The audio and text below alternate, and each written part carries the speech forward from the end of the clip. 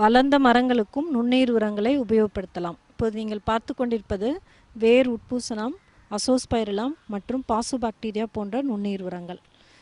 இந்த நுண்ணுயிர் உரங்களை வளர்ந்த மரங்களுக்கு அதனுடைய வயதிற்கு ஏற்றாற்போல் இதனை அளவில் கலந்து இட வேண்டும். வேர் உட்பூசணமானது 200 கிராம் அளவிலும், அசோஸ்பைரிலம் 50 கிராம் அளவிலும், பாஸ்போபாக்டீரியா 50 கிராம் அளவிலும் ஒரு சேர கலக்க வேண்டும்.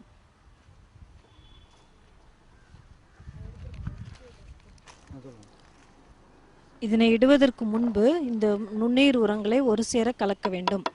வேர் உட்பூசணம் 200 கிராம், அசோஸ்பைரிலம் 50 கிராம், பாசுபாக்டீரியா 50 கிராம் அளவில் ஒன்றாக இவற்றை கலக்க வேண்டும்.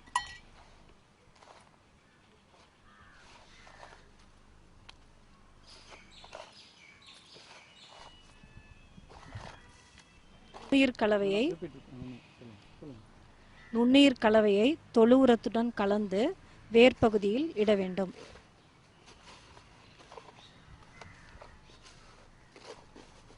முதலில் மரத்தை சுற்றி 3 அடி தள்ளி மரத்திற்கு பக்கத்திலாக குழியை 1 அடி ஆழத்தில் குழி எடுத்துக்கொள்ள வேண்டும்.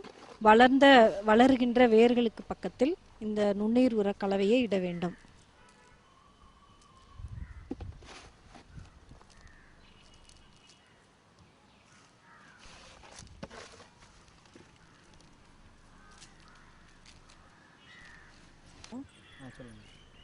இந்த நுண்ணுயிர் உரத்தை இடுறப்ப முக்கியமாக கவனிக்க வேண்டியது ரசாயன உரத்தோடு கலந்து இடக்கூடாது.